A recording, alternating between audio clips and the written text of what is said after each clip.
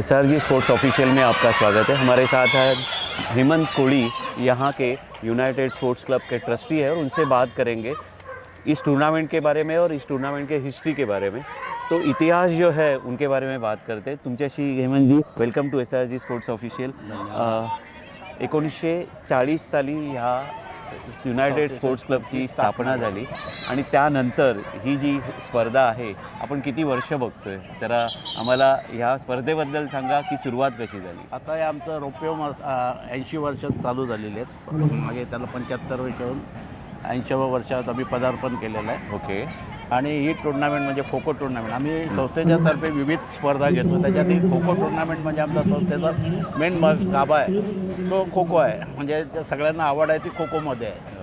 आणि त्या अनुषंगाने पूर्वी जेव्हा खो खोमध्ये नॅशनल चालू झाली, म्हणजे स्टेट टुर्नामेंट चालू झाली आणि जेव्हा स्टेट वाईज सिलेक्शन केलं गेलं, त्याच्यात आमच्या ठाणे जिल्ह्यामधनं JP कोळी म्हणजे आमची ज्यांच्या स्मरणार्थ आम्ही टुर्नामेंट भरवतो त्यांचं त्याच्यात सिलेक्शन झालेलं आणि त्याच्यात त्यांनी हे पण मिळवलेलं, पुरस्कार पण मिळवलेला। आणि त्याच वर्षी नाही, लागोपाठ 2 वर्ष त्यांनी त्या स्पर्धेमध्ये जाऊन भाग घेतला आणि त्यांचा मग वसा घेऊन आमच्या बरेच ह्याच्यातले विजय नाकवा खेळाडू तयार विजय नाकवा म्हणजे तुम्ही ओळखता विजयराजे नाकवा, आत्ताच वारलेला आमच्या हरेश्वर कोळी, नंतर नवीन आता एकलव्य पुरस्कार दिला आमचा आता मैदानात खेळलेला आहे शुभम उत्तेकर म्हणून, त्यांनी एकलव्य पुरस्कार मागच्या 4 वर्षात मिळवलेला संस्थेसाठी। ओके। म्हणजे खो खोमध्ये आमचं खूप प्रावीण्य आहे आणि आता त्याच्यात त्या JP कोळींची आठवण राहावी आणि ते खो खोला आणि कुठेतरी त्यांचा केलेल्या कामाची त्यांना पोचपावती मिळेल म्हणून त्यांच्या स्मरणार्थ आम्ही स्पर्धा भरवतो आणि त्याला जवळजवळ 20 वर्षात झालेले आहे। अच्छा। ही स्पर्धेला भरवतो आम्ही आज मॅचेस बघितल्या, आता सेमीफायनल्स मुलींच्या झाल्या, एक मुलींचे सेमीफायनल पण इथे चालू आहे, कळलं का?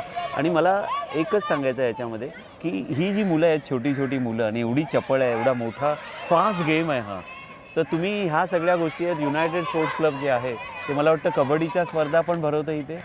पूर्वी कबड्डीच्या स्पर्धा होतो तो कबड्डी झालेली, इथे आम्ही नॅशनल पण खो खोची भरवली, ऑल इंडिया भरवलेली। अच्छा, ओके। निमंत्रित ऑल इंडिया खो खो या खेळाबद्दल तुमचं बिकॉज ऑफकोर्स की हे बॅकग्राऊंड जे तुम्ही मला सांगितलं त्यामुळे खो खो मला वाटतं तुम्ही दरवर्षी दत्त जयंतीलाच भरवतो। ओके। आणि त्याचप्रमाणे आम्ही क्रिकेटची आज ठाण्यामध्ये तुम्ही अंडरआर्म बघितलं असेल का, बरंच पेव फुटलेलं आहे ठाण्यात। ओके। पण पहिली नाईट टुर्नामेंट भरवली असेल तर ती युनायटेड स्पोर्ट्स क्लबनी भरवलेली होती। अच्छा अच्छा। आणि तुकाराम दर्यावरती जे रणजी सामना खेळलेले त्यांच्या स्मरणार्थ आम्ही ती टुर्नामेंट भरायचो तुकाराम दर्यावरती। ओके। आणि ती आज पण चालू आहे आमची। ओके। आणि ज्याच्यात आम्ही 34 संघ घेतो, 34 संघ आमच्या जागेवर बुक होतात। अच्छा। म्हणजे तिथे जेव्हा आम्ही एंट्र्या देतो तेव्हा म्हणजे अक्षरशः बाईकची लाईन लागते इथे त्या भाग घेण्यासाठी। नाही, खरं म्हणजे काय की मोबाईलच्या आजकालच्या या जमान्यामध्ये खो खोसारखी स्पर्धा, तर मुलं अतिशय चपळ आहेत, ऑलवेज सगळेजण फिट आहेत, तर ह्या गोष्टी खूप महत्त्वाच्या आहेत। शारीरिक लोकांना त्या पूर्वीपासून आमचा एकच उद्देश शारीरिक फिटनेस पण मुलांना भेटायला पाहिजे। आमची शाळा 10वीपर्यंत शाळा आहे, आम्ही शाळा चालवतो। अच्छा। बाजूला आमचं जिम आहे, चाळके सर म्हणून आम्ही आज वेटलिफ्टिंग करतोय आणि त्यात त्यांनी गोल्ड मेडल्स वगैरे ऑल इंडिया लेवलला ते प्लेयर्स खेळतात आमच्या संस्थेचे। ओके। वेटलिफ्टिंगमध्ये पण। अच्छा। आणि त्याच्यात क्रिकेट, वेटलिफ्टिंग, खो खो म्हणजे बऱ्याचशा, आणि त्याच्यात शिक्षणामध्ये पण तेवढीच मुलं आमची पुढे आहेत। काही बरेचसे डॉक्टर झालेले आहेत, इंजिनियर झाले, परदेशात आमच्या मुलांची लोक जॉब करत आहेत संस्थेतर्फे। आणि त्याचा आम्ही पुरस्कार दरवर्षी गणपतीला आम्ही जेव्हा समारंभ ठेवतो तेव्हा इथे त्यांना बोलून त्यांचा सत्कार वगैरे करतो, त्यांना त्यांचं हे करतो। खरं म्हणजे तुम्हाला सांगायला मला अभिमान आहे, खरं म्हणजे तुमच्यासाठी ते अभिमानास्पद आहे की आम्ही सगळ्या मुलांशी आत्ता बोललो, पण ही मुलं अतिशय डिसिप्लिन होती आणि व्यवस्थित दादा दादा म्हणूनच सगळ्यांना संबोधित करत होते, मोठ्या मुलाला वगैरे पण, आणि दे वर सो हंबल। आणि खरं म्हणजे आजकालच्या या यंग जनरेशनकडून ज्या आहेत या गोष्टी जेव्हा आपल्याला मिळतात तेव्हा कुठेतरी आपलं स्वतःचं बालपण पण आम्हाला आठवतं। म्हणजे ही संस्था अशी आहे की विनामूल्य आम्ही कोणत्याही मुलांकडनं इथे आलेलं आम्ही फी घेत नाही। अच्छा। विनामूल्य शिकवतो। ओके। किंवा शाळेत ज्यांना कोणाची परिस्थिती नसेल तर मी संस्था म्हणून त्यांना ती माफ करतो, किंवा आमच्यातला कोणतरी डोनेटर असेल ती फी भरतो। ओके। आणि ती त्या मुलांना प्रोत्साहन देतं।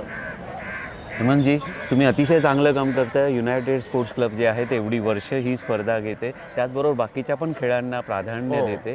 मला वाटतं की ही संस्था असंच दरवर्षी जे आहेत ह्या गोष्टी करत राहो, कारण खो खो, कबड्डी ह्यासारखे गेम जे आहेत आता ते त्यांना लय जो होत चाललंय. सपोर्ट हां. मिळाला पाहिजे तो मिळणं आवश्यक आहे, आणि तुमच्याकडे ते इन्फ्रास्ट्रक्चर आहे आणि ही संस्था जी करते तर खरंच काबिले तारीफ आहे. आणि ह्या गोष्टी आपण अशाच आज करत शुभम राहाल. होतेकर. शुभम आम्ही बोललो बोलले त्याच्याशी एकलव्य पुरस्कार भेटला हा, हो हो हो बोलणं त्याला एकलव्य झालं. पुरस्कार भेटला. Yes yes yes. So SRG sports ऑफिशियलशी बोलल्याबद्दल खूप खूप धन्यवाद. धन्यवाद. Thanks a lot and wish you all the best. Thank you. All the success.